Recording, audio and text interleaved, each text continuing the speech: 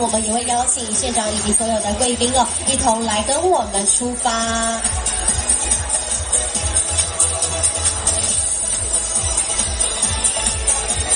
赞不赞？赞！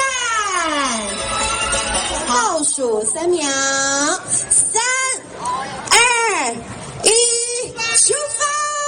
牛车彩街嘉年华即将出发了，让我们一同感受一下海牛文化。那当然，我们在采接的过程当中，也提醒现场的朋友们尽量不要惊吓到我们。到环湾环湾就是咱即马讲的风湾，所以会使讲风湾伫过去是一个非常繁华的都市，但是随着咱的这个经济变化，真侪人拢怀疑。但是呢，咱伫咱风湾地区的潮间带是有非常丰富的这个资产哦。咱呢，特别是咱全世界还阁唯一透过海牛来去咱的这个潮间带来这个收鹅这个做这个运输的这个工作。目前咱风湾地区也阁有7只海牛哦，咱希望来保存落来，而且继续发扬光大。因为咱即马除了咱的这个海牛以外，也阁有咱的这个铁牛哦，所以呢，相对的会使呢，互咱的这个观光客来到咱风湾地区，透过无共款的这个交通工具，互你体会到咱无共款咱的这个海边的水吼，咱呢会使坐咱的这个海牛来去咱的这个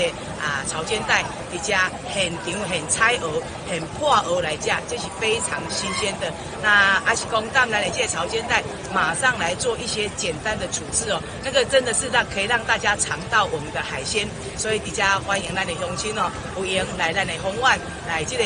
体验我们海牛文化来看咱风湾海边的水，以及咱潮间带生态的丰富美好彰化，希望城市大家做会拍片。刚刚县长不是有提到那个文化资产？咱这个部分呢，伫咱2016年哦，得到咱的这个无形文化资产的保存哦，所以确实原来是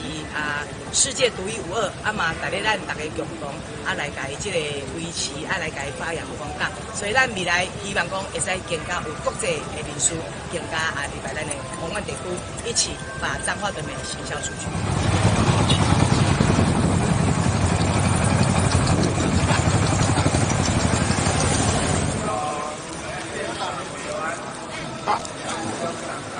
吃肉嘛，我不吃肉。